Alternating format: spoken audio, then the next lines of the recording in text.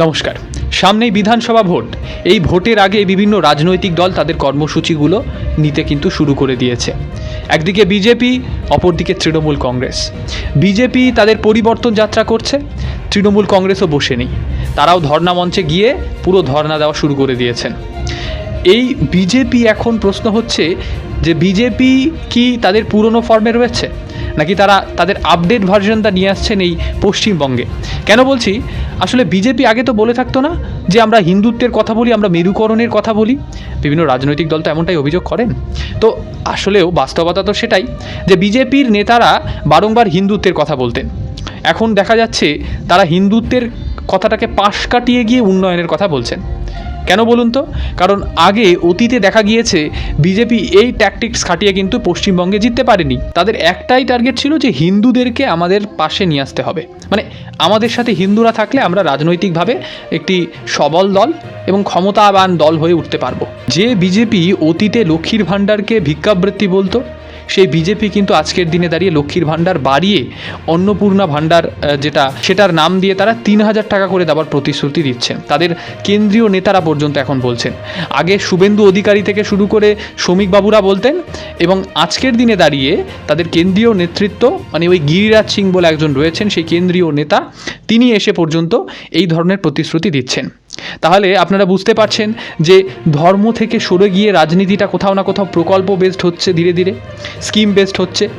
আর ওইদিকে তৃণমূল কংগ্রেসও বসে নেই, তারা রীতিমতো ধর্ণা মঞ্চ তৈরি করেছেন ধর্মতলায়, এবং সেখানে তারা কিছু মৃত ভোটারদেরকে রীতিমতো প্রেজেন্ট করেছেন যে তারা মৃত্যু তাদের হয়ে গিয়েছে, অথচ তাদের আমি মঞ্চে এনে কিন্তু তুলে রেখেছি। তৃণমূল কংগ্রেসের অভিযোগ যে এনারা মৃত। কাদের ভাষায় মৃত? সেই ইলেকশন কমিশনের ভাষায় মৃত, অথচ দিব্যি সেই মঞ্চে জলজল করছে তাদের চেহারাগুলো। এবার প্রশ্ন হচ্ছে, এই যে 22 জনের কথা বলা হচ্ছে যারা আসলেন ধর্ণা মঞ্চে, কোত্থেকে আসলেন তারা? তাদের নাম যে বাদ পড়লো, এই নাম বাদ পড়াটা কি ইলেকশন কমিশনের দায় নয়? যদি দায় হয়ে থাকে তবে এটাকে রাজনৈতিক দলেরা হাতিয়ার করবে না কেন? আসলে আপনাদের বলি, এত বড় মানুষের একটা দেশ, এবং সেই দেশের একটি রাজ্য, যে রাজ্যে এত কোটি কোটি জনগণ রয়েছে, সেখানে এসআইআর করতে গিয়ে 22 জনের যদি এই ঘটনা ঘটে থাকে, তবে সেটা অস্বাভাবিক কি? এ তো নিদারুণ একটা স্বাভাবিক ঘটনা বলা চলে। আপনারা জানেন যে এসআইআর চলাকালীন বিভিন্ন ধরনের ঘটনা ঘটেছে, বাধাপ্রাপ্তির ঘটনাও দেখা গিয়েছিল কিছু ক্ষেত্রে, যদিও বলা চলে যে সুচারুভাবে স্বাভাবিকভাবেই ঘটনাটি, মানে এসআইআরটি কিন্তু হয়েছে। এখন প্রশ্ন হচ্ছে, 63 লক্ষ মানুষের নাম বাদ পড়েছে অলরেডি, 60 লক্ষ বিচারাধীন রয়েছে। এবার এই 60 লক্ষ যারা বিচারাধীন তালিকার আওতায় রয়েছেন, তাদের কি হবে? আসলে ইলেকশন কমিশন থেকে ইতিমধ্যে কিন্তু জানিয়ে দেওয়া হয়েছে যে 6 লক্ষের মতো যে নাম, তাদের কিন্তু যে স্ট্যান্ড সেটা নিশ্চিত করা গিয়েছে। বাকি যারা পড়ে রয়েছেন তাদেরটা এখনও অস্পষ্ট রয়েছে। এই নিয়ে আবার মামলা মোকদ্দমা চলছে। ভোট কি পিছোতে পারে, নাকি ভোট আবার রাষ্ট্রপতি শাসন জারি করে ভোট হতে পারে? এই ধরনের প্রশ্ন নিয়ে পুরো ইউটিউব মিডিয়া জুড়ে কিন্তু একই ডিবেট চলছে যে ভোট হলে পরে রাষ্ট্রপতি শাসন জারি হতে পারে। আবার দেখা যাচ্ছে এখন রাজ্যপালকে বদলে দেওয়া হয়েছে, নতুন এক রাজ্যপাল এসেছেন। এর থেকে বেশি যেটা প্রাসঙ্গিক বিষয়, সেটা হচ্ছে তৃণমূল কংগ্রেসের নতুন ধরনের ট্যাকটিক্সগুলো তারা এখানে কিন্তু কাজে লাগাতে চাইছে। এতদিন আপনারা দেখেছেন মহিলাদেরকে ভিত্তি করে একটা সরকার গঠিত হয়েছে। এই মহিলারা লক্ষ্মীর ভাণ্ডার পেয়ে তৃণমূল কংগ্রেসে একেবারে গিয়ে ছাপে কিন্তু ভোটটা দিয়ে ফেলেছে, যে মানে জোড়া ফুলের ছাপে ভোটটা দিয়ে ফেলেছে। অপরদিকে বিজেপি কিন্তু ভোট পেয়েছে ঠিকই, তবে কিছু কিছু জায়গাতে তারা ভোট পেয়েছে, এবং কিছু ক্ষেত্রে বামের দয়ায় এই বিজেপি কিন্তু হেরেছে। বামেরা, কংগ্রেসেরা জিততে পারেনি ঠিকই, কিন্তু তারা ভোট কাটুয়ার কাজটা করেছিল অতীতে।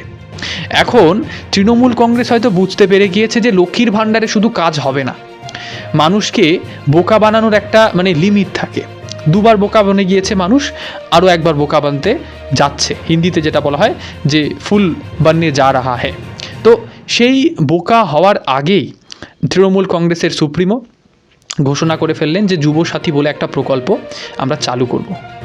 আমি বলছি, যুবসাথী প্রকল্পে 1500 টাকা আপনি বিজেপি কর্মী হয়ে থাকলে নেবেন, তৃণমূল কংগ্রেসের কর্মী হয়ে থাকলে তো নেবেনই, তবে বিজেপি থেকে, সিপিআইএম থেকে, আইএসএফ যেই কর্মী হন আপনারা কিন্তু নেবেন। এই টাকা আপনাদের টাকা, আমাদের টাকা, ট্যাক্সের টাকা। সুতরাং এই টাকার ওপরে কারোর কিন্তু অধিকার, একাধিপত্য নেই। আমি নিজে বলছি, ব্যক্তিগতভাবে প্রকাশ্যে বলছি, আমাদের পর্যন্ত এই যুবসাথীর যে প্রকল্প সেখানে কিন্তু আওতায় নাম কিন্তু দিতে হয়েছে, প্রকাশ্যে বলছি। কারণ আমরা তো দূরের কথা, আমরা খুবই ভীষণ দূরে রয়েছি। যারা রীতিমতো ডাক্তারি পড়ুয়ার কথা বলা হচ্ছে, ইঞ্জিনিয়ারিং পড়ুয়া, তারা পর্যন্ত এই দিকে হাঁটছেন। তাহলে কি করুণ পরিস্থিতি একবার বুঝতে পারছেন। বলা হচ্ছে নাকি 1 কোটির বেশি নাকি নাম চলে গিয়েছে, ফলাও করে বলা হচ্ছে আমরা সেই ব্যাঙ্ক অ্যাকাউন্টগুলোতে টাকা পাঠাবো। আচ্ছা, সেই টাকা 1500 টাকা দিয়ে কি হবে? না, সবাই বলছে যে রিচার্জ করা যেতে পারে। আচ্ছা, সেই রিচার্জ করার পরে কি হবে? সেটা দিয়ে আমরা পড়ব এবং পড়ে নিয়ে দিনের শেষে যে এসএসসির এক্সামগুলো হয়, রাজ্যের নয়, রাজ্যে তো এসএসসি বোধহয় মানে আদিমকালে সেই হতো, এখন বোধহয় আর হয় না, সেই কেন্দ্রের পরীক্ষাগুলোতে আমরা বসবো। সেই কেন্দ্রের এসএসসি মানে সিজিএল, সিএইচএসএল, সেইগুলোতে। রাজ্যের ওপরে ভরসা নেই মানুষের বলা ভুল, আমাদের মতো যুবকদের। যে সমস্ত যুবকেরা যখন রাত্রে ঘুমোয়, তাদের মাথায় একটাই প্রশ্ন জাগে যে আমার ভবিষ্যৎটা কি হবে। শেষমেশ রাজনৈতিক দলে কি যোগ দিতে হবে এই ধরনের যারা রয়েছেন শিক্ষিত বেকার যুবক যুবতী? তাই যদি হয় তবে রাজনীতিতে কিন্তু আমূল পরিবর্তন হবে, কিন্তু সেটাও তো পুরোপুরিভাবে হতে পারবে না। কারণ আপনারা জানেন, সেই গুন্ডা বদমাশ যারা রয়েছেন, যে সেই গাঁজাখোর বলা হয়, পাতাখোর, সেই তারা কিন্তু সেই জায়গাটা মানে কেড়ে রেখেছেন। গুটি কয়েকজন রয়েছেন যারা আজকের দিনে দাঁড়িয়ে সুবক্তা এবং তাদের যে নৈতিকতা সেটা দেখিয়ে রাজনীতি করছেন। যুবক যুবতীদের কথা বলছি আমরা। তাহলে এখন এটাই দাঁড়াচ্ছে যে যুবকদের ওপরে ভর করে তৃণমূল কংগ্রেস আরও একবার ক্ষমতায় আসবে। এই যুবসাথী প্রকল্পকে কেন্দ্র করে একটা সাইকোলজি কাজ করেছে, আপনারা বুঝেছেন কি না জানি না। আমার তো মনে হয় এখানে একটা সাইকোলজির ব্যাপার রয়েছে। প্রথমে তৃণমূল কংগ্রেসের সুপ্রিমো কী করলেন? মাননীয়া বললেন যে একটা প্রকল্প আমরা চালু করছি, যুবসাথী। এই প্রকল্পতে কিন্তু 1500 টাকা করে দেওয়া হবে।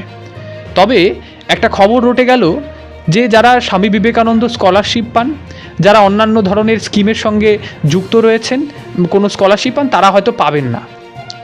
তাহলে বহু যুবক হতাশ হয়ে পড়লেন যে আমরা কেন পেলাম না।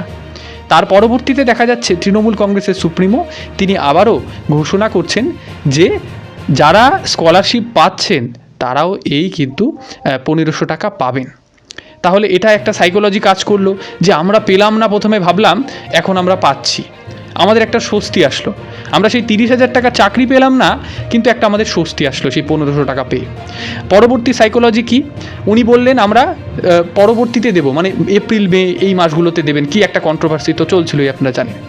এখন উনি বলছেন যে আমরা এখনই মার্চ থেকেই একেবারে ব্যাঙ্ক অ্যাকাউন্টে ঢোকাতে শুরু করব পয়সা।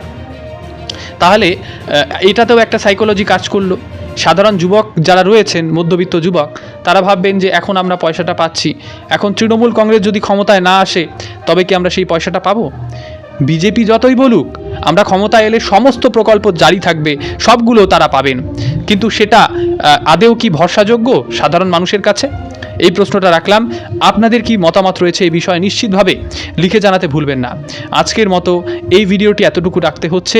এখন প্রতিনিয়ত আপনাদের সঙ্গে এই ধরনের প্রতিবেদন কিন্তু রাখার চেষ্টা করব। অবশ্যই চ্যানেলটিকে সাবস্ক্রাইব করে বেল আইকনটি প্রেস করবেন। আপাতত অসংখ্য ধন্যবাদ।